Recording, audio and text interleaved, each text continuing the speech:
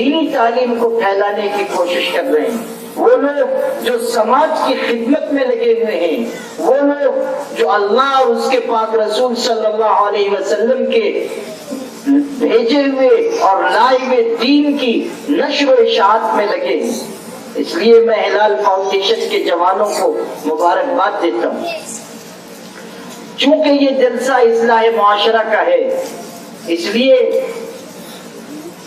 کچھ ایسی برائیوں کے بارے میں بھی مجھ کو گفتگو کرنی ہے جو ہمارے معاشرے میں پھیل رہی ہیں، اور وقت کم ہے اس لیے میں تمہید نہیں بیان کروں گا۔ میں ہر برائی کے بارے میں چند باتیں آپ سے عرض کرنا چاہوں گا۔ بڑی تعداد میں یہاں جوان بیٹھے ہوئے ہیں۔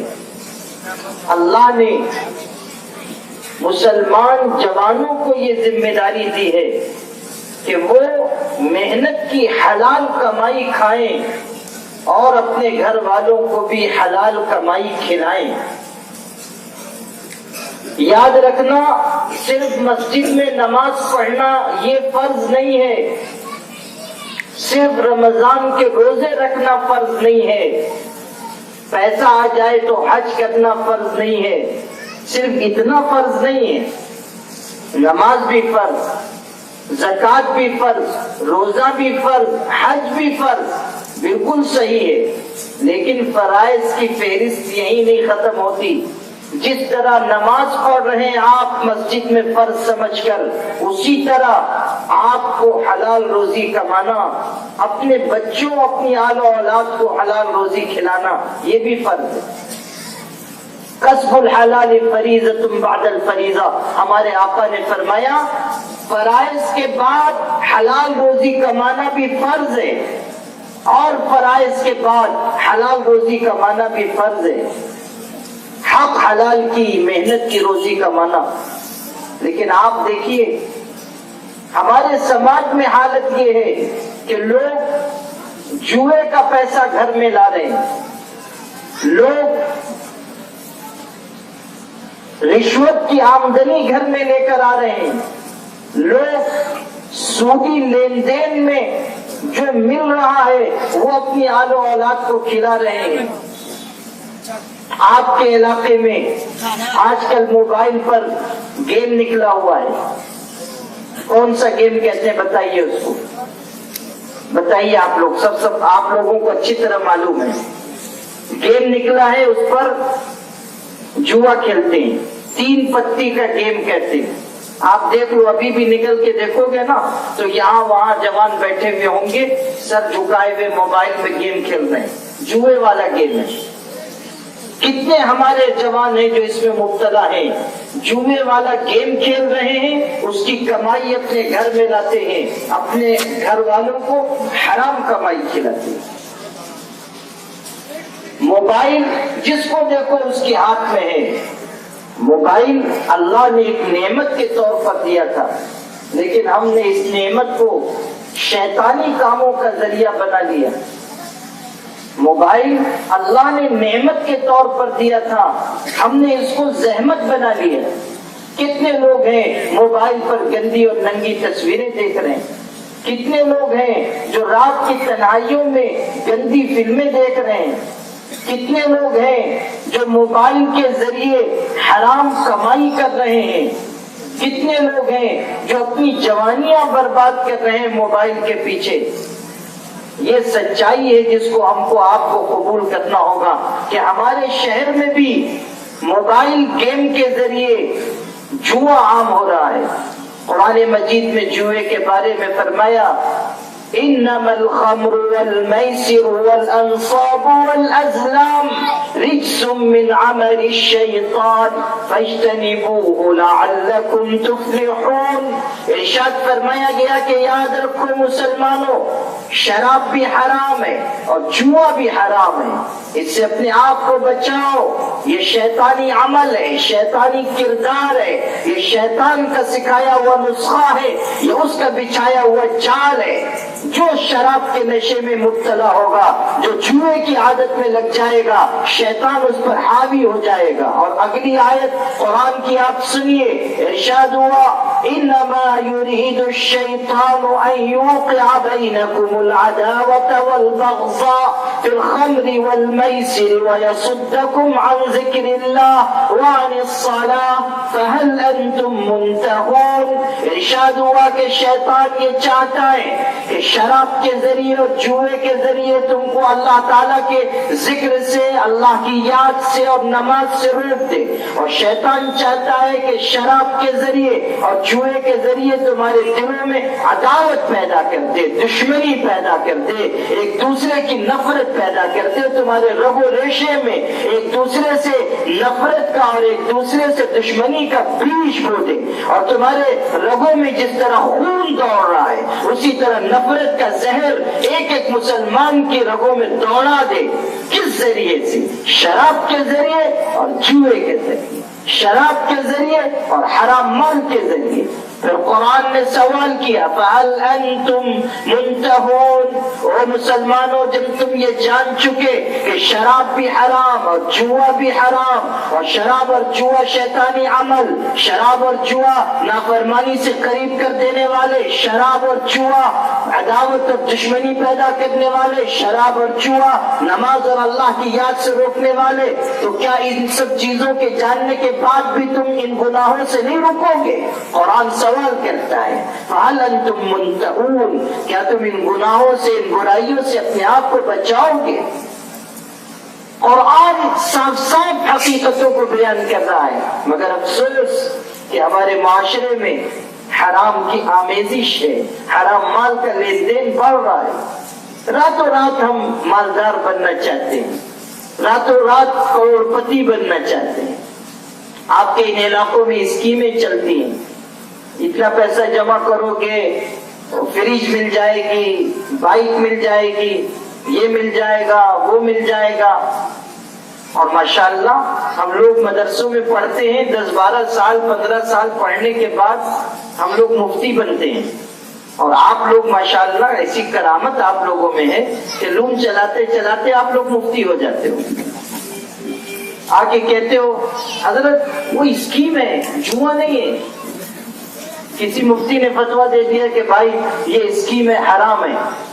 نہیں حضرت، اس میں پیسہ جمع کرتے، پھر اس میں قرآن اندازی ہوتی، قرآن اندازی میں جس کا نام نکلتا اس کو فریج ملتی، اس کو بائک ملتی. آپ ذرا اس پہ تحقیق کر لو. سبحان اللہ، ہم اتنے سال پڑھ کے جاہل رہے، آپ مقادمی کرتے کرتے شیخ الاسلام ابن تیمیہ بن گئے. اور یہ اپنے شہری میں زیادہ ہے. یہ جو مفت کے مفتی ہیں نا، اپنے ہاں کافی ہیں. اور ہم کو تو سمجھاتے ہی سمجھاتے ہیں.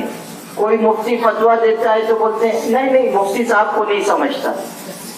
تو مفتی صاحب جب عقل بٹ رہی تھی تو پیالہ لے کے گئے تھے، آپ ہی دیگ لے کے گئے تھے. لیکن مصیبت یہ ہوئی کہ جتنے لوگ دیگ لے کے گئے تھے ایک بھی دیگ میں پیدا نہیں تھا. تو اس لیے عقل تو لے کے آئے مگر راستے ہی یہ سب گر گئی. وہ کہتے ہیں مفتی صاحب غلط فتویٰ دے رہے ہیں. ابھی آپ نے دیکھا اتنا بڑا مسئلہ ملک میں ہوا، کروڑوں نہیں اربوں روپے لٹک گئے. سمجھ رہے ہو نا میں کیا کہہ رہا ہوں؟ اربوں روپے. مجھ سے، میں عام طریقے پر فتویٰ نہیں دیتا ہوں، لیکن لوگ مجھ سے سوالات کرتے ہیں، لوگ مجھ سے محبت کرتے ہیں. جو لوگ مجھ سے بیعت کا تعلق رکھتے ہیں وہ لوگ بھی پوچھتے ہیں. میں برسوں سے یہ بات کہتا تھا کہ ہیرا گولڈ میں پیسہ لگانا میں جائز نہیں سمجھتا ہوں.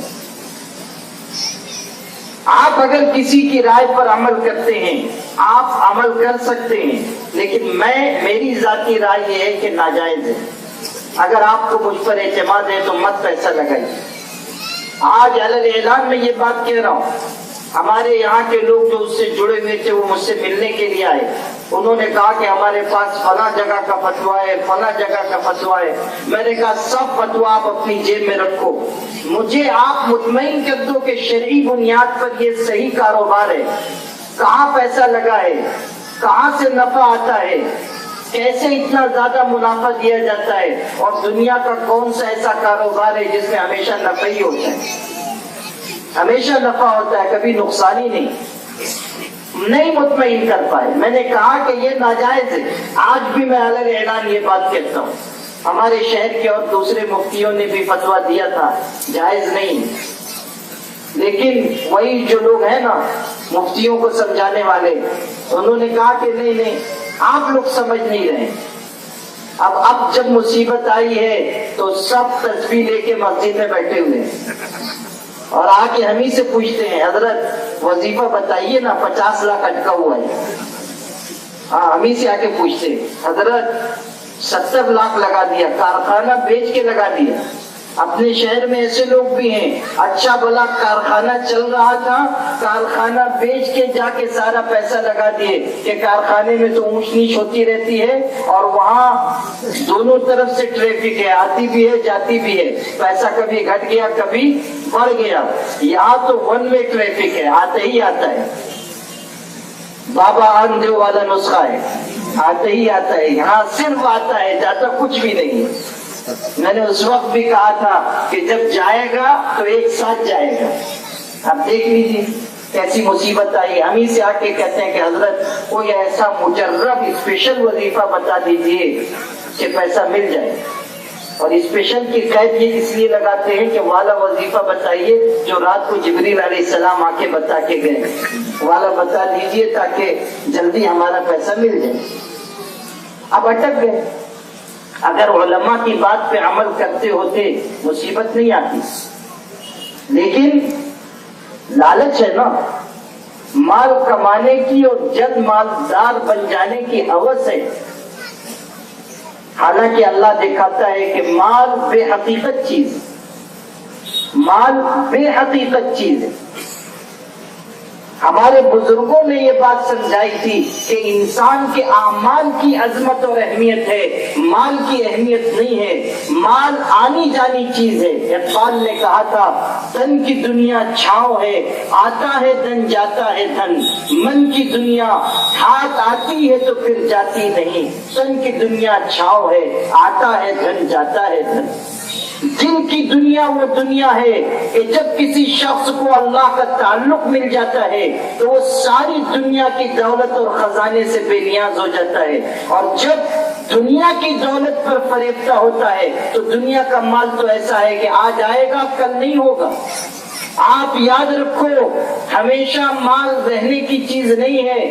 اسی ملک میں اللہ نے دکھایا, مغلیہ بادشاہوں نے, مغلیہ تاجداروں نے اس ملک پر حکومت کی. سب جانتے ہیں کتنے سالوں تک حکومت کرتے رہے. مغلیہ بادشاہوں کی سواری جامع مسجد دہلی کے پاس سے نکلتی تھی, تو جب بادشاہ کی سواری نکلتی تھی تو اشرفیاں سونے کے سکے غریبوں پر لٹائے جاتے تھے.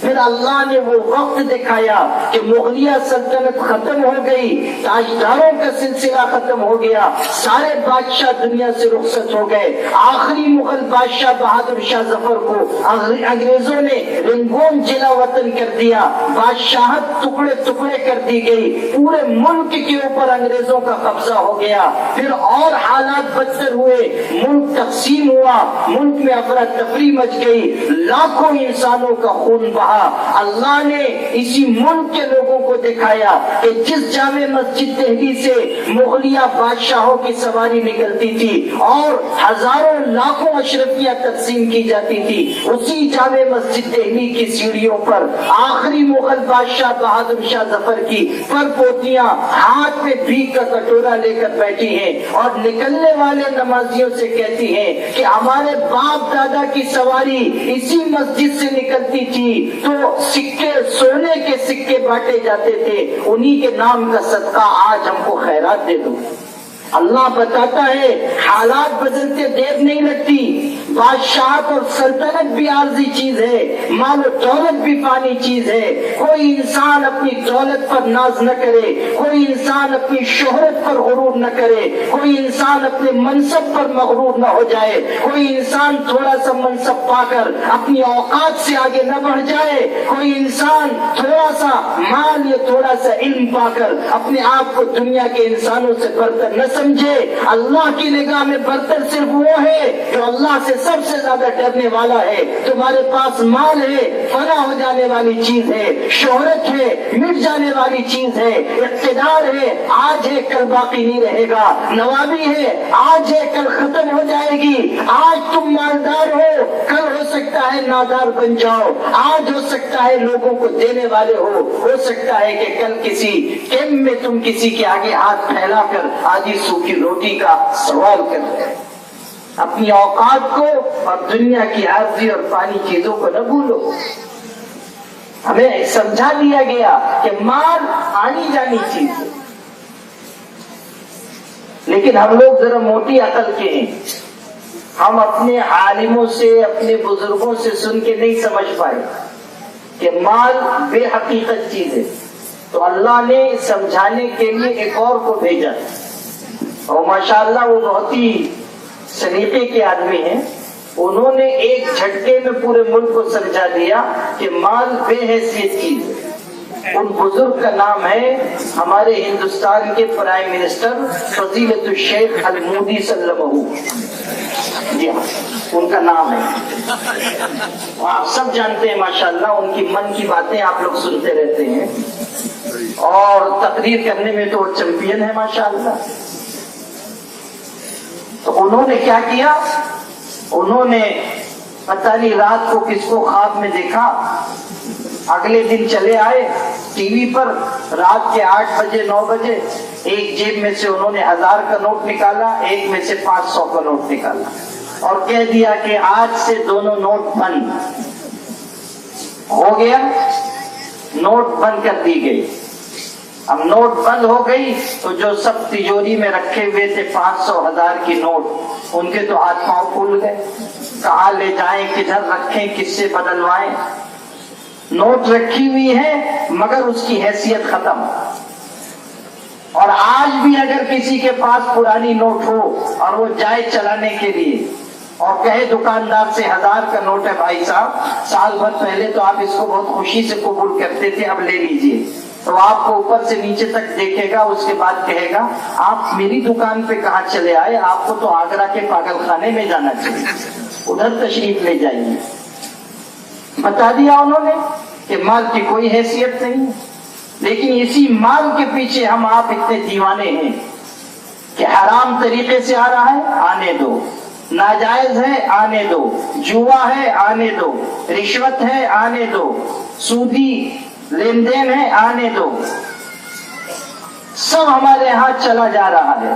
اور اس حرام مال کی نحوست یہ ہے کہ ہمارے بچے، ہمارے جوان، ہمارے لڑکے، ہمارے لڑکیاں سرکش ہو رہے ہیں. اور یہاں تک میں آپ سے عرض کروں کہ ہمارے بچے اور بچیاں مرتد ہو رہے ہیں، کافر ہو رہے ہیں. صرف بے حیا نہیں، کافر ہو رہے ہیں. آج مجھ کو ہماری ریاست کے ایک علاقے سے فون آیا کہ ہمارے یہاں اتنی لڑکیوں نے غیر مسلم لڑکوں کے ساتھ نکاح کی درخواست ڈالی ہے، اور ہم گئے فلاں خاندان کے پاس، نام بنام بتایا، فلاں خاندان والے جن کی لڑکی نے درخواست داخل کی ہے غیر مسلم کے ساتھ نکاح کے لیے. ہم گئے تو وہاں جا کر یہ معلوم ہوا کہ درخواست تو انہوں نے آج ڈالی ہے، وہ لڑکی 1 سال سے اس غیر مسلم کے ساتھ رہ رہی ہے جس سے اب شادی کی درخواست اس نے ڈالی ہے. اور اضافہ سن لیجئے کہ اس محترمہ کی ماں 1 سال سے اسی کے ساتھ رہ رہی اپنی بیٹی، اور اس ناجائز اور حرام کار انسان کے ساتھ جس کے ساتھ نہ اس کی لڑکی کا نکاح ہوا، نہ شادی ہوئی، اور وہ مذہب کبھی دوسرا انسان ہے. اور اب جا کر کورٹ میرج کی درخواست دی گئی ہے کہ ہم شادی شدہ زندگی گزارنا چاہتے ہیں. یہ ہمارے مسلمان خاندان کا حال ہے. حرام مال کی نحوست ہمیں کہاں پہنچا رہی ہے؟ ارتداد پھیل رہا ہے ہمارے معاشرے میں. ہم آپ بے خبر ہیں، ہم آپ ہاتھ پر ہاتھ رکھ کے بیٹھے ہوئے ہیں. پورے ملک کے مختلف حصوں میں ایک بیداری آئی ہے کہ ہماری بچیوں کو، ہماری لڑکیوں کو، مسلمان بچیوں کو، مسلمان بہنوں کو ارتداد سے بچایا جائے. لیکن افسوس ہے ہمارے گاؤں کے مسلمانوں پر کہ ہم آپ اب بھی اطمینان کے ساتھ بیٹھے ہوئے ہیں. ہمارے اندر بے حسی اتنی بڑھ چکی ہے کہ ہم دین و ایمان کے معاملے میں بھی، کفر و اسلام کے مسئلے میں بھی آگے بڑھنے کے لیے تیار نہیں۔ مشاعرہ کہہ دیجئے تو ہم خوب بڑا مشاعرہ کروائیں گے، اور سیٹھ صاحب سے بھی جا کے کہیے کہ مدرسہ میراث النبی میں ذرا بچوں کے لیے کتاب کی ضرورت ہے، بیاض کی ضرورت ہے، قرآن مجید کی ضرورت ہے، تو بیچارے اتنے حالات سنائیں گے کاروبار کی مندی کے، پریشانی کے، مصیبت کے، کہ بیچارہ جانے والا بھی سوچے گا کہ کاش مدرسے میں کچھ زکوٰۃ ہوتی تو انہیں کو دے دیتے۔ اور جب مشاعرہ کرانے والا جائے گا تو سیٹھ صاحب کہیں گے ہاں ہمارا بینر پہ ذرا بڑا فوٹو لگا دینا اور 50,000 لے جانا، ہاں تصویر ذرا بڑی ہو، صاف ستھری ہو۔ اور ابھی ہم 60 سال کے ہیں تو جو 40 سال کی عمر میں ہم نے کھینچی تھی وہ لگوا دیجیے گا، ایسا معلوم ہوتا ہے جیسے دوسرا نکاح کرنا ہے ہم کو، تو والی تصویر والا فوٹو ہمارا لگا دیجیے جس میں ذرا ہم جوان نظر آئے ماشاءاللہ۔ یہ سب چل رہا ہے ہمارے یہاں، اور میں اس لیے صاف صاف کہتا ہوں کہ بدلیے اس روش کو۔ یہ کیا غلط طریقہ ہے کہ آپ کی جیب میں مسجد اور مدرسے کے لیے پیسہ نہیں، آپ کے پاس اپنے بچوں کو، اپنی نسل کو دیندار بنانے کے لیے پیسہ نہیں، آپ کے پاس اپنی اولاد کے دین و ایمان کے تحفظ کے لیے پیسہ نہیں، اور بے حیائی کے عام کرنے کے لیے پیسہ ہے۔ شرم آنی چاہیے ان لوگوں کو جو مشاعرے کے نام پر اور یہاں ننگی تصویریں مشاعرات کی لگواتے ہیں، بڑے بڑے بینر لگواتے ہیں، تماشے کرتے ہیں، اور اس کے بعد ہزاروں لوگوں کے دین و ایمان کے اوپر اور ان کی حیاداری اور ان کے ضمیر پر ڈاکہ ڈالتے ہیں۔ شرم آنی چاہیے، اور ہم اور آپ اس بات کو سمجھیں کہ اگر ہمارا رخ بے دینی کا ہوگا اللہ کی مدد نہیں آئے گی، اگر ہمارا راستہ بے حیائی کا ہوگا اللہ کی نصرت ہم سے روٹ جائے گی۔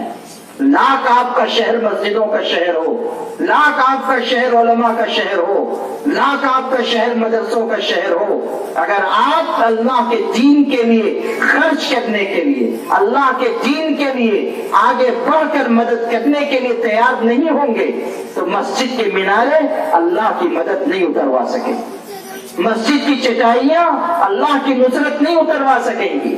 اللہ کی نصرت آئے گی اچھے اعمال کے نتیجے میں، اللہ کی مدد آئے گی بھلے کاموں کے نتیجے میں، دین و ایمان کی خدمت کے نتیجے میں، اچھی اللہ تعالیٰ کی مدد آئے گی جوانوں کے اچھے اخلاق کے نتیجے میں، اللہ کی مدد آئے گی گرم گرم آنسو رات کے آخری پہر اللہ کے آگے بہانے کے نتیجے میں۔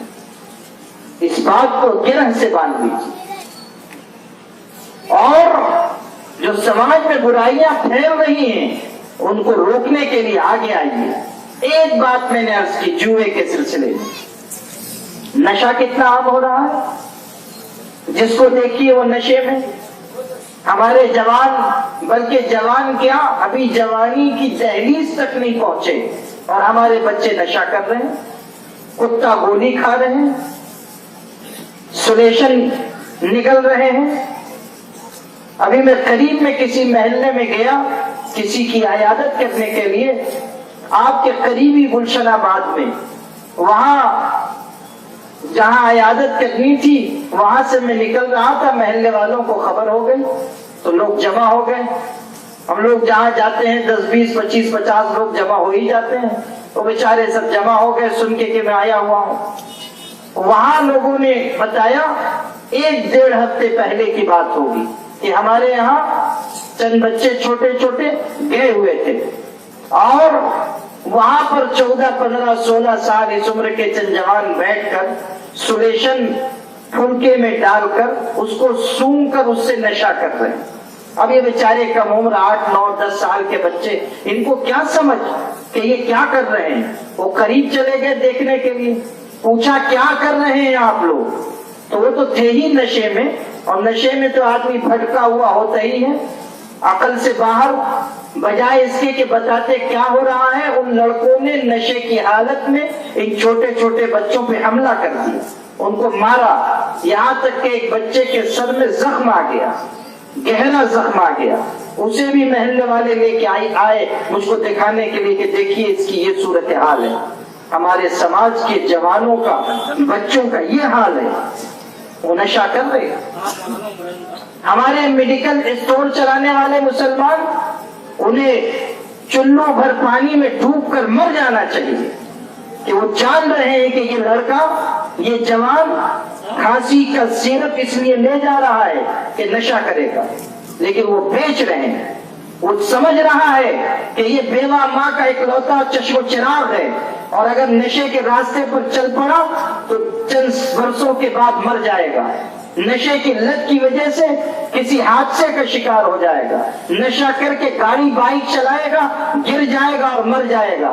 یہ سب جان رہا ہے، اس کے باوجود پیسے کی ہوس اتنی ہے کہ وہ اپنی دکان سے جوانوں کو اور بچوں کو نشے کے لیے دوائیں بیچ رہا ہے، صرف اس لیے کہ اس کی تجوری بھرے، چاہے کسی بیوہ کے گھر کا چراغ گل ہو جائے، چاہے کوئی جوان مر جائے، چاہے کوئی بچہ اپنی طبعی عمر تک پہنچنے سے پہلے دم توڑ دے. لیکن ہم مال کمانے میں اتنے آگے ہیں کہ ہمیں یہ احساس نہیں ہوتا کہ ہماری اس غلط حرکت کا نتیجہ کیا نکلے گا. کون غیر مسلم آ کے ہمارے علاقے میں دوا بیچتا ہے بتائیے؟ کون سا ہندو ہے RSS کا آدمی ہے جو ہمارے محلے میں آ کے ہمارے بچوں کو کتا گولی بانٹتا پھرتا ہے؟ کون BJP کے لوگ ہیں، کون سنگھ پریوار کے لوگ ہیں جو آ کے اس مالیگاؤں کی کثیر مسلم آبادی میں، گنجان آبادی میں گھوم پھر کر ہمارے بچوں کو نشے کا عادی بنا رہے ہیں؟ جواب دیجیے، پوچھیے اپنے ضمیر سے. دشمنوں کو دوش دینا، دشمنوں کے بارے میں غلط سلط باتیں کہنا، دشمنوں کی سازشوں کے اوپر سارا الزام رکھ دینا، دشمنوں کے سر پر ہانڈی پھوڑ دینا، یہ بہت آسان کام ہے. یہاں تک میں کہتا ہوں کہ دشمنوں کے خلاف مسجدوں میں قنوت نازلہ پڑھنا آسان ہے، لیکن اپنے جرم پر اپنے آپ کو مجرم قرار دینا یہ مشکل کام ہے. ہمیں احتساب کرنا ہوگا ہم کیا کر رہے ہیں، ہمیں احتساب کرنا ہوگا ہماری تنظیمیں، ہماری جماعتیں کیا کر رہی ہیں، ہم آپ اپنے بچوں کو، اپنی اولاد کو بچانے کے لیے کیا کر رہے ہیں. نشے کی عادت میں لت جو نسل تیار ہوگی وہ کس مسجد کو آباد کرے گی، وہ کس مدرسے کو آباد کرے گی، وہ کون سا سماجی اور فلاحی کام کرے گی، وہ کس طرح اس امت کی حفاظت کا فرض انجام دے گی. نشے کی لت میں پڑے ہوئے نوجوان اپنی بہنوں کی عصمت و عفت کے بچانے والے ہوں گے یا اپنی بہنوں کی عزتوں کے لٹیرے ہوں گے، یہ آپ کو فیصلہ کرنا چاہیے. آپ دیکھ لیجیے ہمارے ملک میں مثالیں موجود ہیں، فرقہ پرست تنظیمیں تحریک چلا رہی ہیں کہ ہم کسی بھی ہندو جوان کو نشے کا عادی نہیں بننے دیں گے. ان کے کیڈر بن رہے ہیں، ان کے بڑے بڑے تنظیمی جلسے ہو رہے ہیں، ان کے زمینی سطح پر زبردست محنت ان کے ہاں ہو رہی ہے. ہم آپ کیا کر رہے ہیں؟ ہم اپنی اولاد کو بچانے کے لیے، ہم اپنے جوانوں کو بچانے کے لیے کیوں نہیں آگے آتے؟ آج حالت یہ ہے کہ آپ گلی سے گزر رہے ہیں، آپ دیکھتے ہیں کہ چند مسلمان بچے کتا گولی کھا رہے ہیں، نشہ کر رہے ہیں، آپ نظر جھکا کے گزر گئے.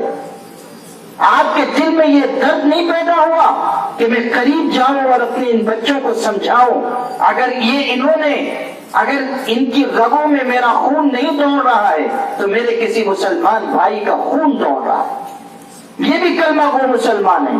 میں جاؤں اور ان کو سمجھاؤں کہ بیٹے یہ راستہ تباہی کا ہے. میں ہمدردی سے سمجھاؤں، میں ڈانٹ کر سمجھاؤں، میں افہام و تفہیم کے ذریعے کوشش کروں، لے جاؤں ان کے ماں باپ تک کہ آپ کی اولاد غلط راستے پہ جا رہی ہے. کون کرتا ہے ہمارے سماج میں یہ کام؟ میں اپنے جوانوں سے پوچھنا چاہتا ہوں، کبھی آپ کے دل میں یہ احساس ہوا کہ یہ بھی کرنے کا کام ہے، یہ بھی ہمیں کرنا چاہیے؟ سارا کام ہم نے چھوڑ دیا مولویوں کے ذمہ. نماز بھی آپ پڑھائیے، اذان بھی آپ دیجیے، بیمار ہو جائے تو دم بھی کیجیے، دم نہ نکل رہا ہو تو سورہ یاسین بھی پڑھ دیجیے. وہ تو خیر ہے کہ یہیں تک ہم نے کیا ہے، ورنہ کل کلا کو آپ لوگ کہیں گے مر میں رہا ہوں، قبر میں آپ سو جائیے. جی ہاں، یہ بھی کچھ بعید نہیں ہے ہم لوگوں سے کہ کہیں کہ ملک الموت آئے تو ان سے کہیں حضرت آپ ادھر کدھر آ گئے، محلے کے امام صاحب کو لے جائیے، ہماری ہم سب کی طرف سے وہ بہت کافی ہے، لے جائیے۔ پیدا ہوتے ہیں اذان دیتا ہے مولوی، مرتے ہیں جنازے کی نماز پڑھاتا ہے مولوی، اور اس کے بعد بھی سب سے بدنام مخلوق اگر کوئی ہے تو مولوی۔ ذرا اچھا کپڑا ہم نے پہن لیا، مجھ سے تو نہیں پوچھتے ہیں، مجھ سے تو لوگ ڈرتے ہیں، ذرا لحاظ خیال کرتے ہیں، لیکن دوسرے لوگ جو ہیں دوسرے بیچارے علماء ذرا اچھا کپڑا پہن لیا تو کوئی نہ کوئی ضرور ٹوکتا ہے، مولانا کس نے دیا ہے؟ اچھا تو ہم کیا خیراتی کا پہنتے ہیں؟ ارے ہم اپنی کمائی سے بھی بنا کے پہن سکتے ہیں۔ ذرا ہم نے گاڑی خرید لی تو اور کسی گاڑی پہ نظر لگے نہ لگے، ہماری گاڑی پہ نظر لگے گی، لگتا ہے کہ مدرسے میں چندہ زیادہ آ رہا ہے، ماشاءاللہ۔ ذرا صاف ستھرے ہو کے سماج میں نکلنے لگے، سفید پوش ہو گئے، ذرا اچھا کپڑا، اچھی گھڑی، اچھی گاڑی، تو 2-4-10 لوگوں کے پیٹ میں درد۔ امام صاحب ہیں، گندے کپڑے پہنے کوئی دیکھنے کے لیے تیار نہیں، ذرا اجلا کپڑا پہن لیں تو نمازی صاحب بھی دیکھ رہے ہیں، متولی صاحب بھی دیکھ رہے ہیں، ٹرسٹی صاحب بھی، ماشاءاللہ۔ متولی تو آپ لوگ کم سمجھتے ہیں، ٹرسٹی زیادہ سمجھتے ہیں۔ تو ٹرسٹی صاحب بھی ذرا دیکھ رہے ہیں کہ آج نیا کپڑا کہاں سے آیا ہوا ہے۔ میرے والد صاحب رحمۃ اللہ علیہ کہتے تھے، اور بہت خوبصورت بات کہتے تھے، ہم لوگوں کی حالت یہ ہے کہ ہم لوگ مسجد میں محراب میں مصلی بچھاتے ہیں، بڑا قیمتی، گئے عمرہ کرنے، حج کرنے، وہاں سے خرید کے لائے، مسجد میں بڑا قیمتی ترکی جا نماز مصلی بچھا دیا، اور جہاں امام صاحب کھڑے ہوتے ہیں مصلی پر، اس کے اوپر جو پنکھا لگایا وہ بھی بڑا قیمتی، اس قیمتی پنکھے اور قیمتی مصلی کے بیچ میں جو امام صاحب کھڑے ہیں، اس امام صاحب کے گھر میں کھانا پک رہا ہے کہ نہیں پک رہا ہے کوئی پوچھنے کے لیے تیار نہیں۔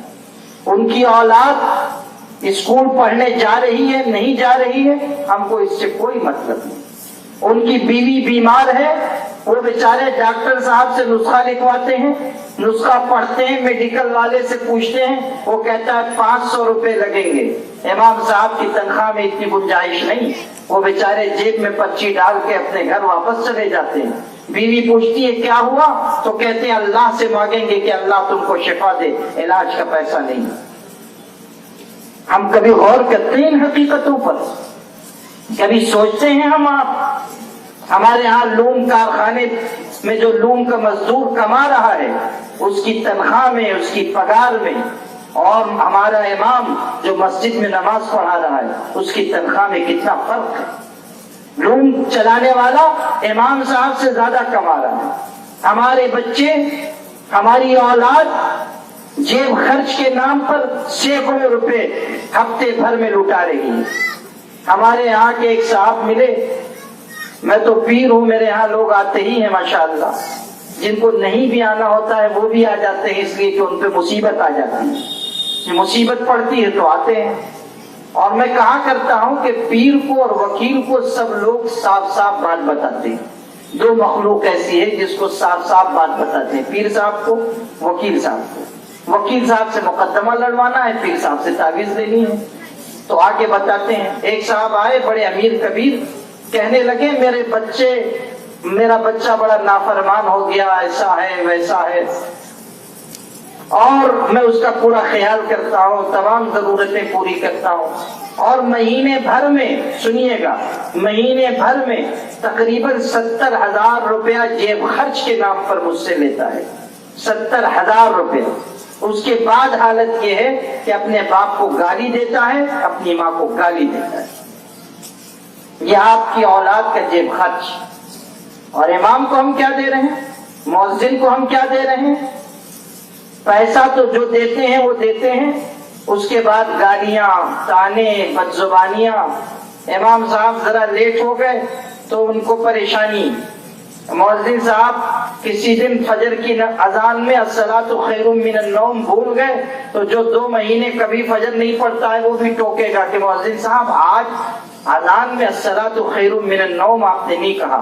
ان سے ذرا پلٹ کے پوچھ لیجئے کہ یہ بشارت آپ کو کس وقت ہوئی تھی، ذرا بتا دیجیے. خواب ہی میں آپ کو بشارت ہوئی ہوگی، اس لیے کہ آپ تو سوتے رہتے ہیں. ٹرسٹی صاحب ہیں، پورا ہفتہ گزر جاتا ہے، ایک دن نماز کے لیے نہیں گئے، جمعہ میں پہنچ گئے. آپ کے ہاں اگر کوئی ہو تو ان کو نہ دیکھیے گا، یہ میں سب کے لیے کہہ رہا ہوں. ساری مسجدوں میں عام طریقے پر یہ صورتحال ہو رہی ہے. ہم کو آپ کو اس طرف بھی دھیان دینا ہوگا. آگے بڑھیں.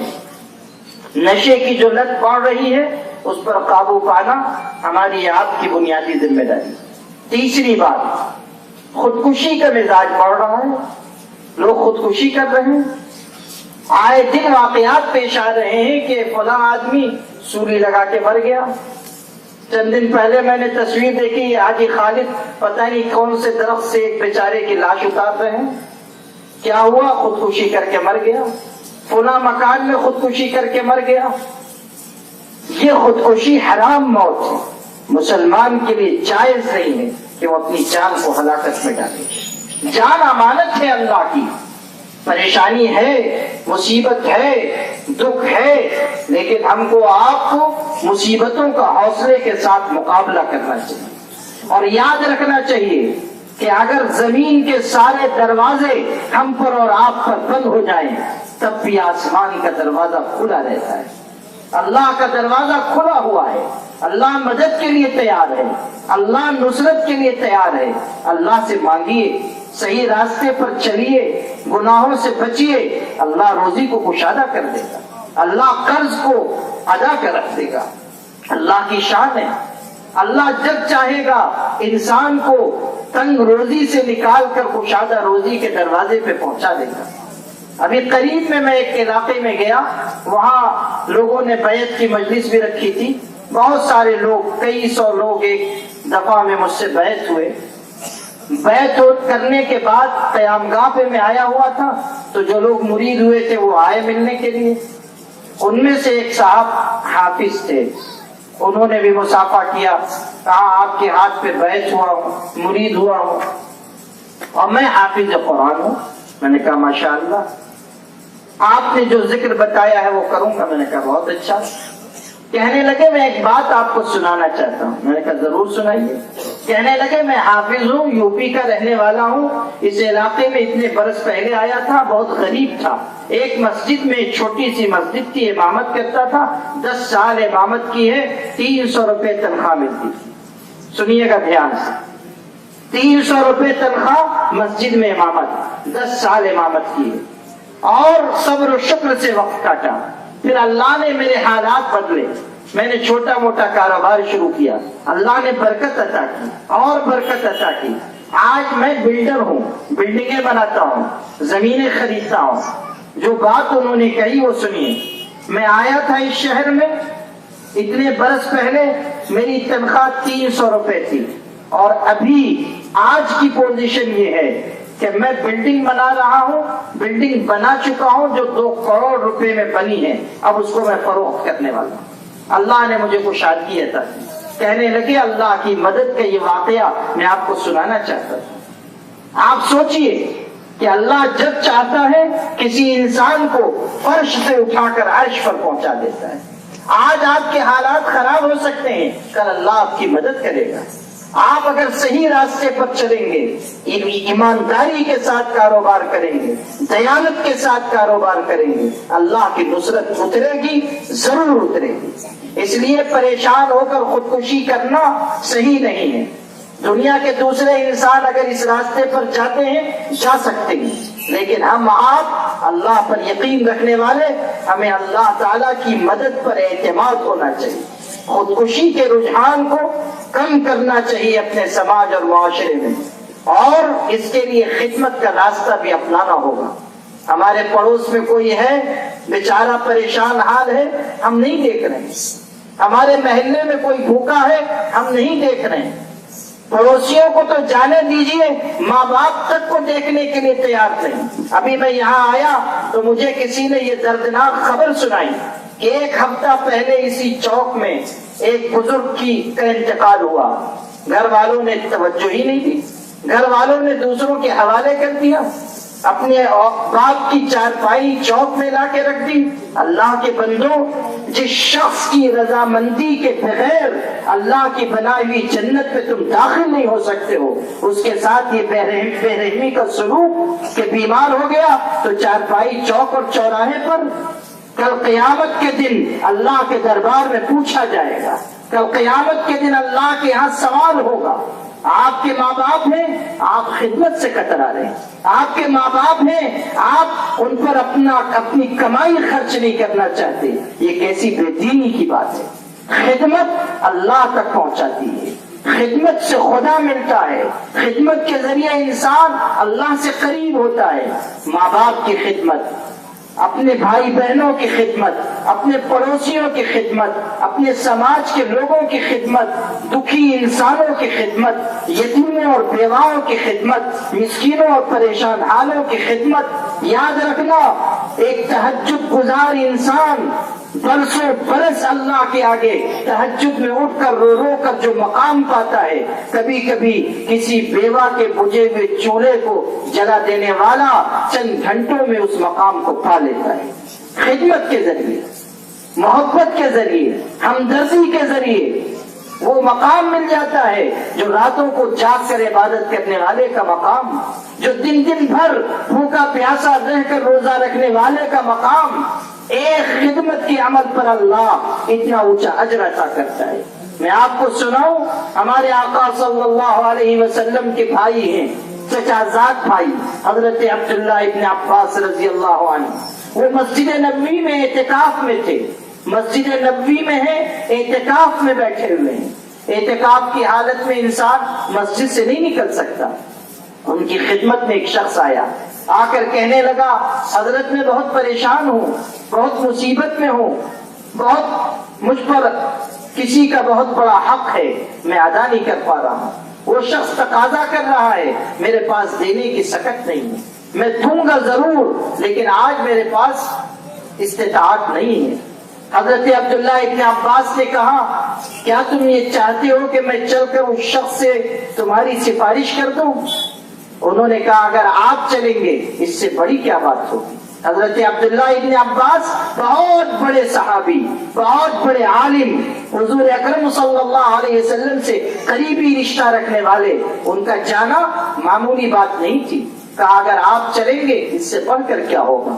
حضرت عبداللہ ابن عباس اسی وقت اٹھے، اپنا جوتا اٹھایا، مسجد سے نکلنے لگے تو اس شخص نے ٹوکا، اس مجبور پریشان حال شخص نے ٹوکا، کہا نسیت الذی کنت فی، حضرت آپ اعتکاف بھول گئے، آپ اعتکاف میں ہیں، ابھی نکل جائیں گے اعتکاف آپ کا ٹوٹ جائے گا۔ تو ہمارے آقا صلی اللہ علیہ وسلم کے تربیت یافتہ اس شخص نے کیا جواب دیا؟ اللہ اکبر۔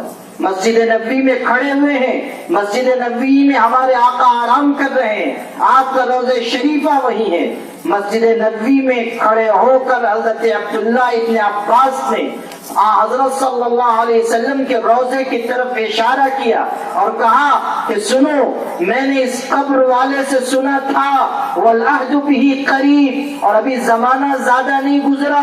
یہ کہتے ہوئے ان کی آنکھوں سے آنسو بہنے لگے، آقا کی یاد آ گئی، آقا کا دور یاد آ گیا، آقا کی حدیث یاد آ گئی۔ حضرت عبداللہ ابن عباس آقا صلی اللہ علیہ وسلم پر جان چھڑکنے والے تھے، ان سے محبت کرنے والے تھے، آقا کے قبر کی طرف اشارہ کرتے ہیں اور کہتے ہیں کہ میں نے اس قبر والے سے سنا تھا اور ابھی زمانہ زیادہ نہیں گزرا۔ ہمارے آقا ارشاد فرما رہے تھے کہ جو شخص اپنے مسلمان بھائی کی ضرورت پوری کرنے کے لیے چلے پھرے گا، اللہ تعالیٰ اس کو 10 سال کے اعتکاف سے زیادہ ثواب عطا کرے گا۔ مجھ کو وہ حدیث یاد ہے، آقا فرما رہے ہیں جو اپنے بھائی کی ضرورت پوری کرنے کے لیے، خدمت کے لیے، کسی مسلمان بھائی کی ہمدردی میں، کسی مسلمان بھائی کی پریشانی کو دور کرنے کے لیے اپنے قدم آگے بڑھائے گا، اللہ اس کو 10 سال کے اعتکاف سے زیادہ اجر عطا کرے گا۔ اور اعتکاف معمولی عبادت نہیں ہے مسلمانوں، ہمارے ہمارے آقا نے اعتکاف کا بھی اجر بیان فرمایا، من اعتکف یوما ابتغاء مرضات اللہ جعل اللہ بینہ وبین النار ثلاث خنادق ابعد مما بین الخافقین، کہ جو ایک دن کا اعتکاف اللہ کی رضا کے لیے کرے گا، اللہ اس کے اور دوزخ کے درمیان 3 خندقیں آر کر دے گا، جن میں سے ہر خندق آسمان و زمین کے فاصلے سے بڑھ کر ہے۔ جب ایک دن کے اعتکاف کا یہ ثواب ہے کہ انسان اور جہنم کے درمیان 3 خندقیں آر کر دی جائیں گی، جن میں سے ہر ایک کا فاصلہ آسمان و زمین سے بڑھ کر ہے، تو تصور کرو 10 سال کے اعتکاف کا کتنا ثواب ہوگا۔ اور اس کے بعد پھر یہ ارشاد سنو کہ جو شخص اپنے مسلمان بھائی کی خدمت کے لیے چلے پھرے گا اور کوشش کرے گا، اللہ اس کو 10 سال کے اعتکاف سے زیادہ ثواب عطا کرے گا۔ یہ ہے خدمت، یہ ہے خدمت کرنے والے کا اونچا مقام، اس پر عمل کرنے کی کوشش کرو۔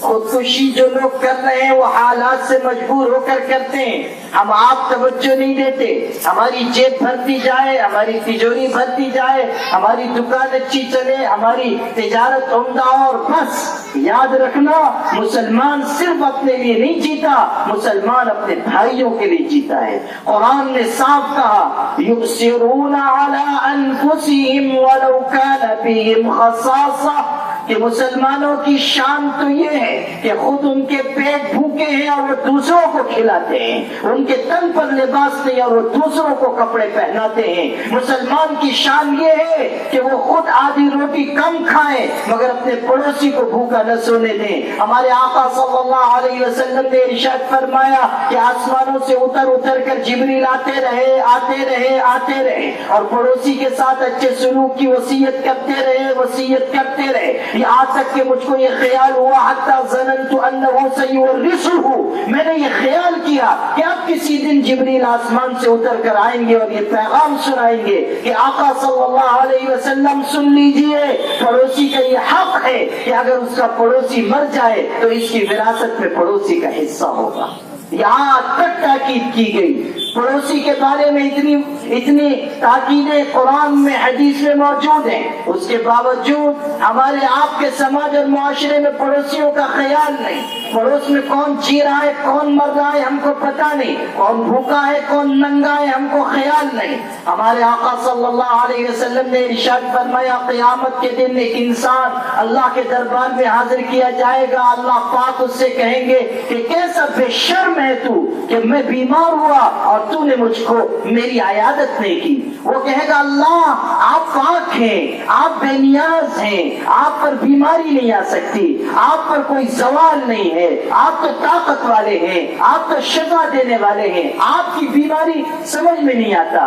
تو اللہ تعالیٰ فرمائیں گے، ہمارے آقا نقل کر رہے ہیں، اللہ تعالیٰ فرمائے گا کہ سن تیرے پڑوس میں فلاں شخص بیمار ہوا تھا، اگر تو اس کی بیمار کرسی کو جاتا تو مجھ کو وہی پاتا۔ اللہ تعالیٰ کہے گا کہ او انسان میں بھوکا تھا تو نے مجھ کو کھلایا نہیں، وہ کہے گا اللہ آپ پر بھوک نہیں ہے۔ اللہ پاک کہے گا تیرے پڑوس میں فلاں انسان بھوکا تھا، اگر تو اس کو کھلاتا تو مجھ کو اسی کے پاس پاتا۔ کیوں یہ تاکید کی گئی، کیوں ایسے اونچے الفاظ کہے گئے؟ تاکہ خدمت کا جذبہ ہم میں سے ہر شخص کے دل میں پیدا ہو۔ ایک دور تھا جب لوگ اپنا پیٹ کاٹ کر دوسروں کو کھلاتے تھے۔ ہمارے بزرگوں میں حضرت مولانا مظفر حسین قادری بہت بڑے اللہ والے گزرے ہیں، وہ ہمیشہ سفر کرتے تھے، بہت متقی انسان تھے، اللہ کے ہاں ان کا بہت اونچا مقام تھا۔ خود بیان کرتے ہیں کہ ایک دفعہ سفر کرتے کرتے ایک گاؤں میں پہنچا، چھوٹا سا دیہات تھا، شام ہو رہی تھی، میں نے سوچا یہیں قیام کر لوں، اگلی صبح آگے بڑھ جاؤں گا۔ کہتے ہیں مسجد میں چلا گیا، عصر میں کوئی مسجد میں نہیں آیا، میں نے اکیلے نماز پڑھی، مغرب کے وقت بھی میں نے تنہا نماز پڑھی، پھر مغرب کے بعد کچھ لوگ کھیتوں سے کام کر کے آئے، انہوں نے تنہا اپنی نماز پڑھی، سب چلے گئے، کسی نے مجھ کو دیکھا بھی نہیں، کسی نے پوچھا بھی نہیں کہ بھوکے ہو مسافر ہو، کسی نے کوئی بات نہیں پوچھی۔ کہتے ہیں کہ تھوڑی دیر کے بعد ایک غریب انسان آیا، شکل سے مفلس معلوم ہوتا تھا، مزدور لگتا تھا، اس نے بھی نماز پڑھی۔ نماز پڑھنے کے بعد میرے قریب آیا، مجھ کو سلام کہا، آپ مسافر ہیں؟ میں نے کہا ہاں۔ آپ نے کھانا کھایا؟ میں نے کہا نہیں، میرے پاس کھانے کا کوئی انتظام نہیں۔ کہنے لگا اچھا آپ رکے رہیں۔ اس کے بعد اپنے گھر گیا، گھر جا کر ایک کپڑے میں 3 روکھی روٹیاں لے کر آیا۔ روٹی کے ساتھ نہ دال تھی، نہ سالن تھا، نہ کوئی چٹنی تھی، کچھ بھی نہیں، صرف روکھی 3 روٹیاں لا کر اس نے میرے سامنے رکھ دی اور کہا کہ یہ کھا لیجیے، اور واپس لوٹ کر چلا گیا۔ ایک جملہ بھی اس نے نہیں کہا۔ مولانا مظفر حسین اتنا بڑا عالم، اتنا متقی انسان، وہ کہتے ہیں مجھے حیرت ہوئی کہ روکھی روٹیاں لے کر آ گیا، لیکن میں نے اللہ کا دیا ہوا رزق سمجھ کر انہی روٹیوں کو کھا لیا، مسجد کے مٹکے سے پانی پی لیا اور عشاء کی نماز پڑھ کر سونے کی کوشش کی۔ اور جیسے ہی میں نے وہ روٹیاں کھائی، ایک نور ظاہر ہوا، ایک عجیب برکت ظاہر ہوئی۔ میں حیران رہ گیا کہ یہ کیا برکت ہے، یہ کیسی روحانیت ہے۔ اور عشاء کی نماز پڑھ کر جو اس گاؤں کی مسجد میں سویا تو تہجد کے وقت مجھ کو آقا صلی اللہ علیہ وسلم کی خواب میں زیارت نصیب ہوئی۔ میرا دل خوشی سے باغ باغ ہو گیا کہ ہمارے آقا خواب میں تشریف لائے ہیں، ان کے رخ انور کو دیکھنا مجھ کو نصیب ہو گیا۔ جن لوگوں کو اللہ کے پاک رسول سے محبت ہے وہ سمجھ سکتے ہیں کہ یہ کتنی بڑی نعمت ہے کہ ایک امتی خواب میں اپنے آقا کا دیدار کرے، ان کے حسن و جمال کو دیکھے، ان کے مبارک چمکتے دمکتے چہرے کو دیکھے۔ اللہ پاک ہم سب کو یہ نعمت عطا فرمائے۔ ہم سب کے دل میں یہ تمنا ہونی چاہیے، ہمارے لبوں پر یہ دعا ہونی چاہیے۔ مولانا مظفر حسین کہتے ہیں اس رات خواب میں زیارت ہوئی، میرا دل خوشی سے باغ باغ ہو گیا، تہجد سے عبادت میں لگ گیا، فجر کی نماز بھی وہی پڑھی۔ پھر میرے ذہن میں یہ بات اللہ نے ڈالی کہ اس غریب انسان کی روٹیوں میں کوئی برکت ہے جس کی وجہ سے اللہ نے مجھ کو یہ کیفیت عطا کی ہے، یہ زیارت عطا کی ہے، اس لیے مجھ کو ایک دن اور رک جانا چاہیے۔ میں رک کر پھر اس غریب کی روٹی کھاؤں گا تاکہ پھر خواب میں آقا کی زیارت ہو۔ کہتے پورا دن مسجد میں پڑا رہا، کوئی مسجد میں نہیں آیا، سب لوگ کھیتوں میں کام کے لیے چلے گئے تھے۔ پھر شام کے وقت مغرب میں لوگ آئے، پھر وہ غریب آیا، اس نے مجھ کو دیکھا، حیرت سے دیکھا، اپنے گھر گیا، پھر کپڑے میں روٹی لا کر رکھی، لیکن آج 3 روٹیاں نہیں تھی، صرف 2 روٹی تھی۔ میں نے ان روٹیوں کو کھایا، پھر برکت ظاہر ہوئی۔ اس رات پھر خواب میں زیارت ہوئی، تیسرے دن میں پھر رک گیا، مغرب کے بعد وہ شخص آیا، اس نے مجھ کو دیکھا، اپنے گھر گیا، اب کی صرف 1 روٹی لا کر دی، اور جب واپس جانے لگا، ہر دن کچھ نہیں کہتا تھا، لیکن آج جب جانے لگا تو مجھ سے اس نے کہا کہ حضرت آپ کو اللہ کا واسطہ کل آپ اس مسجد میں مت رکیے گا، آگے سفر پر چلے جائیے گا، آپ کو اللہ کا واسطہ کل آپ اس مسجد میں قیام مت کیجیے گا۔ تو اس نے اتنے درد سے کہا کہ میں پریشان ہو گیا۔ میں نے کہا کہ مجھے تو پہلے ہی دن چلے جانا تھا، لیکن میں نے تمہاری روٹیاں کھائی، انہیں بڑی برکت ظاہر ہوئی، اسی کے کھانے کے اشتیاق میں رک گیا۔ جب تمہاری دی ہوئی روٹی کھاتا ہوں، اللہ کے پاک رسول کی خواب میں زیارت ہوتی ہے، اور تم یہ جو مجھ سے کہہ رہے ہو کہ کل آگے چلے جانا، تو اس کا راز بتا دو۔ تو اس شخص نے کہا کہ نہیں، میں آپ سے بتانا نہیں چاہتا، بس آپ کل چلے جائیے گا۔ انہوں نے کہا تم کو محمد الرسول اللہ کا واسطہ تم کو بتانا ہوگا کہ اس میں کیا راز ہے۔ تو اس شخص کی آنکھ میں آنسو آ گئے۔ اس نے کہا میں غریب مزدور شخص ہوں، صبح فجر سے پہلے اٹھ کر جنگل جاتا ہوں، نماز وہیں پڑھتا ہوں، دن بھر لکڑیاں کاٹتا ہوں، میرے ہاتھ میں چھالے پڑ جاتے ہیں، شام تک محنت مزدوری کرتا ہوں، لکڑیوں کا گٹھر بنا کر لاتا ہوں، بازار میں بیچتا ہوں، اس سے اتنا ہی پیسہ مجھ کو ملتا ہے کہ جس سے آٹا لے کر 3 روٹیاں بنتی ہیں۔ میں ہوں، میری بیوی ہے اور میرا ایک بیٹا ہے، ہم لوگ روزانہ دن بھر میں صرف 1 روٹی کھا کر گزر بسر کرتے ہیں۔ میں کسی کے آگے ہاتھ نہیں پھیلاتا، کسی کو اپنی حالت نہیں بتاتا۔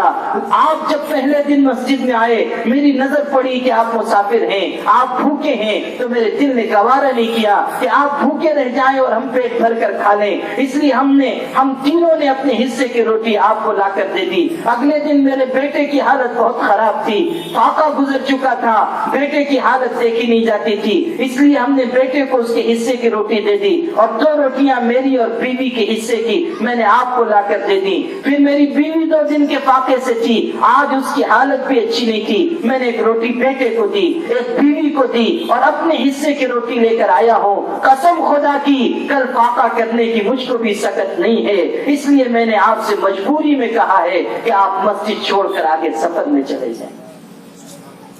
یہ ہے ایثار مسلمانوں، یہ ہے قربانی۔ یہ ہے جذبہ کہ ایک مزدور لکڑہارا دن بھر محنت کرتا ہے، مزدوری کرتا ہے، ہاتھ میں چھالے پڑ جاتے ہیں، 3 روٹیاں ملتی ہیں اور وہ بھی مسافر کو کھلا دینے کا جذبہ ہے۔ کیوں نہ ہوتی اس کی روٹی میں یہ تاثیر کہ مولانا مظفر حسین جیسا شخص جب انہوں نے یہ سنا تو ساروں قطار رو پڑے، آنکھوں سے آنسو بہ پڑے اور انہوں نے کہا کہ وہ شخص تیری روٹیوں میں کیوں نہ برکت ہو کہ جب تو اتنی محنت سے کماتا ہے، حق حلال کی روزی کماتا ہے اور تیرے اندر ایثار کا یہ جذبہ ہے، تبھی تو تیری روٹیوں میں یہ تاثیر ہے کہ جب تیری روٹی پیٹ میں جاتی ہے آنکھوں میں محمد مصطفیٰ کے جلوے نظر آتے ہیں۔ یہ ہے وہ چیز جو آپ سے عرض کرنا چاہتا ہوں، خدمت کا مزاج بناؤ مسلمانوں۔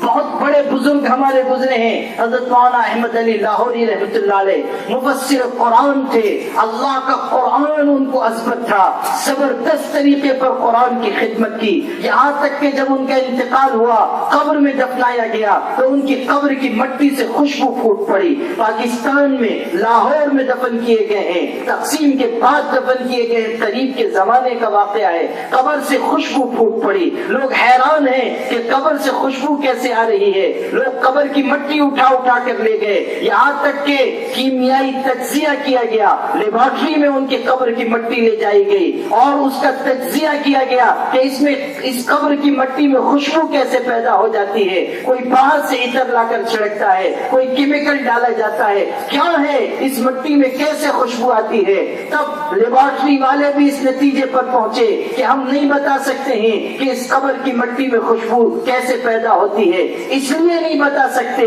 کہ اس قبر کی مٹی میں خوشبو زمین سے نہیں پیدا ہوتی ہے، آسمان سے پیدا ہوتی ہے۔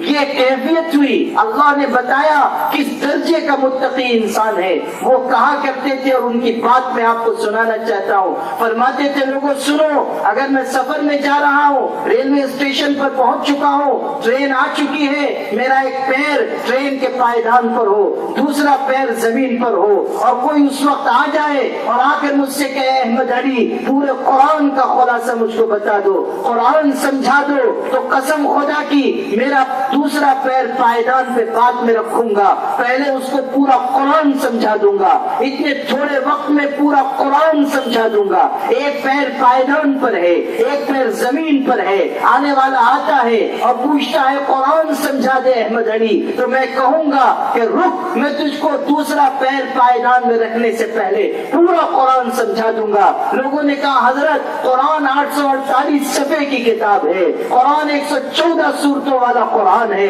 7 منزلوں کا قرآن ہے، 540 رکوعات کا قرآن ہے، 6666 آیتیں قرآن میں ہیں، اتنا بڑا قرآن آپ چند منٹ میں 1-2 منٹ میں کیسے سمجھا دیں گے؟ مولانا احمد علی نے کہا سنو، میں پورے قرآن کا خلاصہ 1 منٹ میں بتانے کی قدرت رکھتا ہوں۔ میں اس شخص سے کہوں گا کہ سن، اگر تو پورا قرآن جاننا چاہتا ہے، پورے قرآن کا نچوڑ سمجھنا چاہتا ہے تو بس ایک جملہ سن لے، پورے قرآن کا نچوڑ یہ ہے کہ اللہ کو اس کی عبادت کے ذریعے، محمد مصطفیٰ کو اس کی اطاعت کے ذریعے اور مخلوق خدا کو خدمت کے ذریعے خوش کرو، یہ ہے پورے قرآن کا خلاصہ۔ اللہ کو عبادت کے ذریعے، محمد مصطفیٰ کو اطاعت کے ذریعے اور مخلوق خدا کو خدمت کے ذریعے خوش کرو، پورے قرآن کا یہ خلاصہ ہے، پورے قرآن کا نچوڑ ہے۔ اسی لیے قرآن نے کہا وَيُطْعِمُونَ الطَّعَامَ عَلَى حُبِّهِ مِسْكِينًا وَيَتِيمًا وَأَسِيرًا، اللہ کے اچھے بندے وہ ہیں جو اللہ کی محبت میں فقیر کو، مسکین کو، قیدی کو، یتیم کو کھانا کھلاتے ہیں۔ قرآن کہہ رہا ہے کہ آؤ ہم بتاتے ہیں اسلام کیا ہے، آؤ بتاتے ہیں اسلام کیا ہے۔ فَلَقْتَحَمَ الْعَقَبَةَ وَمَا أَدْرَاكَ مَا الْعَقَبَةُ فَكُّ رَقَبَةٍ أَوْ إِطْعَامٌ فِي يَوْمٍ ذِي مَسْغَبَةٍ يَتِيمًا ذَا مَقْرَبَةٍ أَوْ مِسْكِينًا ذَا مَتْرَبَةٍ۔ آؤ اللہ کا قرآن پڑھو مالیگاؤں کے مسلمانوں، کہا گیا کہ اسلام کیا ہے، ہم تم کو بتاتے ہیں اسلام کیا ہے۔ اسلام کسی غلام کی، کسی باندی کی گردن آزاد کر دینے کا نام ہے۔ اسلام یتیم اور مسکین کو، فقیر کو مشکل وقت میں کھانا کھلانے کا نام ہے۔ اسلام کسی بیوہ کے کجے میں چولہے کو جلا دینے دینے کا نام ہے، اسلام کسی یتیم کے سر پہ شفقت کا ہاتھ رکھنے کا نام ہے، اسلام کسی بیمار کی عیادت کا نام ہے، اسلام کسی ننگے بدن انسان کو کپڑا پہنا دینے کا نام ہے، اسلام کسی مشکل میں پڑے ہوئے انسان کے پاس جا کر اس کو ہمدردی کے چند الفاظ کہہ دینے کا نام ہے، اسلام مسجدوں میں مکفل نہیں ہے، اسلام سماج اور معاشرے میں ہے، گلیوں اور بازاروں میں ہے، ہمارے گھروں میں ہے۔ کسی پریشان اور مشکل میں پڑے ہوئے انسان کی مدد کرو گے اللہ کی محبت ملے گی، کسی بیوہ اور مسکین پر ترس کھاؤ گے محمد مصطفیٰ صلی اللہ علیہ وسلم کی سنت کو زندہ کرو گے۔ یاد رکھو میرے بھائیوں، اس خدمت کے عمل کو اپنے معاشرے میں زندہ کرنا ہے، برائیوں کے خلاف اٹھ کھڑے ہونا ہے۔ آج جن لوگوں کی خدمات کا اعتراف کیا گیا وہ اسی طرح کے کام کرتے ہیں، کوئی ڈوب گیا اس کی لاش نکال رہے ہیں، کوئی پریشانی میں ہے اس کے پاس طبی امداد پہنچا رہے ہیں، کوئی بیمار ہے علاج کا سہارا نہیں اس کا سہارا بن رہے ہیں، کوئی غریب ہے اس کے پاس کھانے جانے کے لیے انتظام نہیں ہے اس کا سہارا اور آسرا بن رہے ہیں۔ لیکن اتنے بڑے شہر میں صرف چند لوگ ہوں یہ اچھی بات نہیں ہے، ہم میں سے ہر ایک کو خادم بننا ہوگا، ہر ایک کو، ہر جوان کو، ہر بوڑھے کو، ہر مرد کو، ہر عورت کو اپنے دل میں خدمت کا جذبہ پیدا کرنا ہوگا۔ اس لیے میرے بھائیوں، آج کے اس جلسے سے یہ پیغام لے کر جائیے کہ آپ آئے ہیں صرف تقریر سن کے نہ جائیے، کچھ کرنے کا، کچھ کر گزرنے کا حوصلہ لے کر جائیے، اور اس مزاج کے ساتھ آپ کو یہاں سے جانا ہے کہ اگر ہمارے چند بھائی محنت اور خدمت کر رہے ہیں اور آج ان کا اعزاز و استقبال کیا گیا تو ہم بھی اسی راستے پر چلیں۔